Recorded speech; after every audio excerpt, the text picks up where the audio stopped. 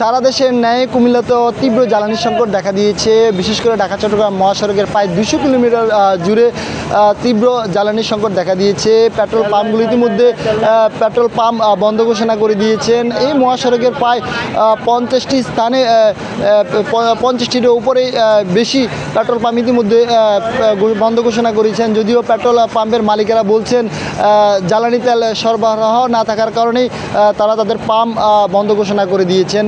তবে সকাল থেকে আমরা বেশ কয়েকটি স্থানে ঘুরে দেখেছি। বিশেষ করে পেট্রোল পাম্পে মোটর বাইক এবং প্রাইভেট কার সহ বিভিন্ন যানবাহনের অতিরিক্ত চাপ রয়েছে। তারা তেল না পেয়ে হতাশ প্রকাশ করছেন এবং তারা ক্ষোভও প্রকাশ করছেন। তারা 72 ঘন্টা ময়শ্চার সমৃদ্ধ লিলি বডি ওয়াশ শিয়া বাটারের গুডনেস স্কিন রিপেয়ার করে রাখে সফট ও গ্লোয়িং।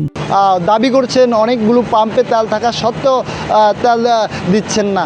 আমরা এখন যে এলাকাটি আছি এটি হচ্ছে কুমিল্লার চৌদ্দগ্রাম উপজেলার জগন্নাথ দিঘি। এখানে 4টি পাম্প অবস্থিত। সেখানে 4টি পাম্পেই ঠিক দুপুরের পরই বন্ধ ঘোষণা করে দিয়েছেন মালিক পক্ষ। যদিও আমরা এখানে মালিক পক্ষের সাথে কথা বলেছি, তিনি আমাদেরকে যেমনটি জানিয়েছেন মূলত তেল না থাকা সত্ত্বে তারা তাদের পেট্রোল পাম্প বন্ধ ঘোষণা করেছেন। আপনাদেরকে দেখাচ্ছি পরিবহনের কিন্তু অতিরিক্ত চাপ রয়েছে এবং পাম্পগুলোকে ঘিরে পরিবহনের অবস্থান রয়েছে। যদিও পাম্পগুলোতে কোনো ধরনের তেল নাই বলে তারা একটি আনুষ্ঠানিকভাবে ঘোষণা দিয়েছেন। যদিও কুমিল্লার আশেপাশে যেমন ফেনী মহিপাল এলাকা সেখানেও কয়েকটি স্থানে তেল বিক্রি হচ্ছে।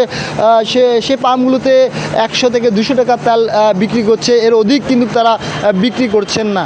এ নিয়ে কিন্তু বিশেষ করে পরিবহনের মালিক বা পরিবহনের চালক এবং পেট্রোল পাম্পের মালিকদের সাথে তাদের বাক বিতণ্ডা হচ্ছে এবং এ নিয়ে এবং পেট্রোল পাম্পগুলো তাদের নিরাপত্তার কথা চিন্তা করে জ্বালানি তেল থাকা সত্ত্বেও অনেকগুলো পাম্প কিন্তু ইতিমধ্যে ঘোষণা করেছিলেন।